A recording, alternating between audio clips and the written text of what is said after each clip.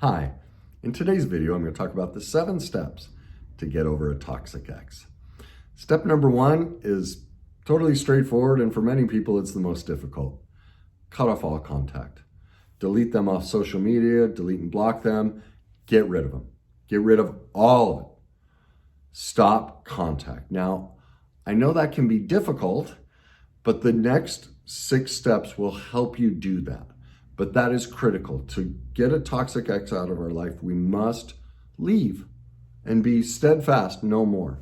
One of the things that can help us do that is we need to remove all pictures, all mementos, all music, anything associated with them. We have to remove the reminders. And number 2 is important because if we don't, we will keep doing number 3. Now, what number 3 is the problem is we're analyzing. What we need to do, the solution, is to stop analyzing them.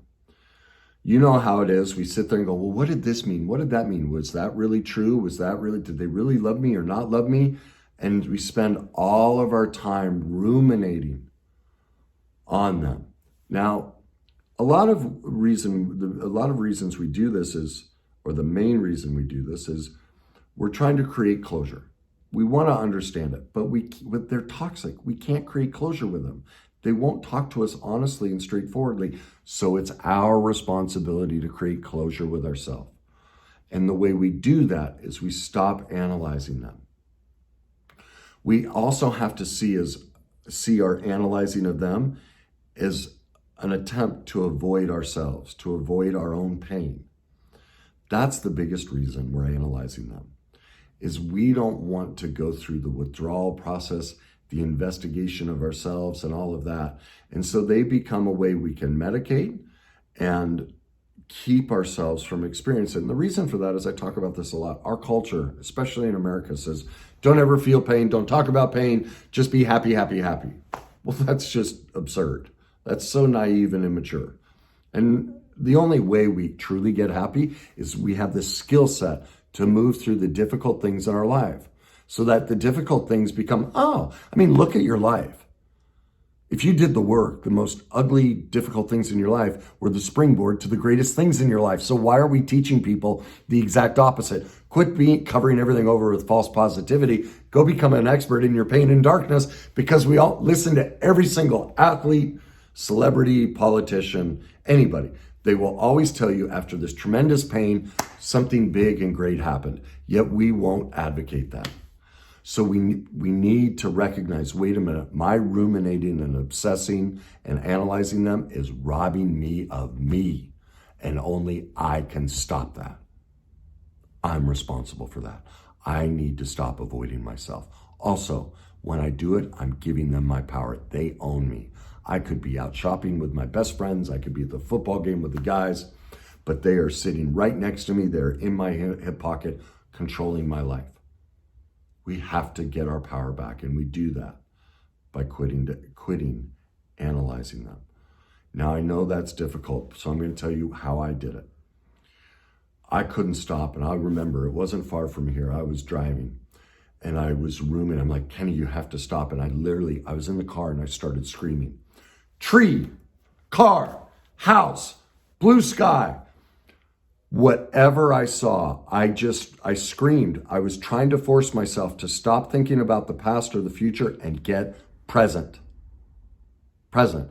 Anytime she came up in my mind, that's what I did. I just went, no, carpet, tile, glasses, jacket. I just observed my surroundings and got present. I was not going to give my power away in this moment. I won't let her run my life, even though we're not together. Give that a shot. Number 4, get into self-care. What brings you joy? What makes you smile? Is it hiking? Is it shopping? Is it getting manicures and pedicures? Is it going hunting with the guys? What is it? Every time you want to ruminate, obsess about them, go right to your self-care list and do one of those things. That's how we get our power back. That's how we create our own closure. That's how we let go of a toxic ex. Number 5, we have to get into reality and face our denial. We have to stop romanticizing the good parts of the relationship. This is one of the ways we stay stuck. And then we go, but they did this and they did this and this and this and this. Yes, but you wouldn't be watching this if you didn't know in your heart of hearts that they were toxic and that all of those were a manipulation to keep us around. And so the solution is make a list of all the hurtful, toxic moments. Every time you think you start romanticizing, go right to that list and tell yourself, this is truth. This is truth. And here's another piece. I know how difficult it can be to let go of, because those wonderful moments, man, were they on fire. And they did a great job at it. And what I discovered was I can love the memories, but I no longer have to love the person. Do you see the difference? That settles the debate, because we're trying to see, was that real? Well, you know what? Just accept it was real and it was wonderful. Man, did it feel good. But there's all this toxicity, and that's the person. I can love the memories and let go of the person. Okay, give that a shot. Number 6, we have to look at ourselves. What do we need to heal in ourselves? Because the only reason any person ever gets in our life is because of our own dysfunction. Nobody, we will not get in a relationship with anyone unless we say yes to them. And people say, yeah, well, they chased me for months. I didn't say yes. Well, yes, you did. They chased you for months, and eventually you went out with them. You said yes. You're responsible for that. Now, what many people don't realize is I wrote a whole book on this.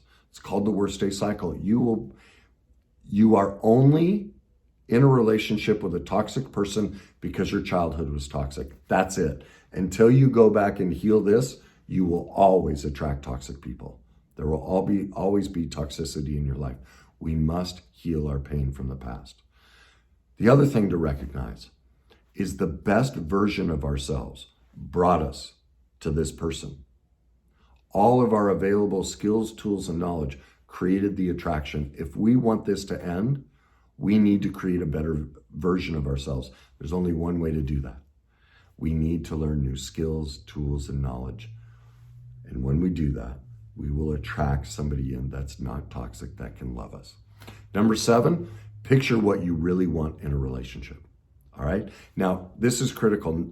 We weren't taught to do this, but if we want a truly loving relationship, we need to sit down and write out, what are my morals and values? What are my needs and wants? What are my negotiables and non-negotiables? Because look at in relationships, you end up, when you don't have this, you end up with behaviors you don't like. Well, once you do this, the next first date you go on, you'll see a non-negotiable and you go, that's it, I'm done. No more. If you haven't mapped these out, you're guaranteeing the likelihood that you will pick a toxic person again. Morals and values, needs and wants, negotiables and non-negotiables. That's our North Star to find somebody kind, loving, and supportive.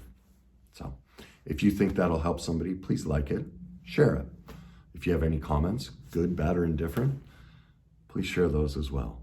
And as always, remember, enjoy the journey.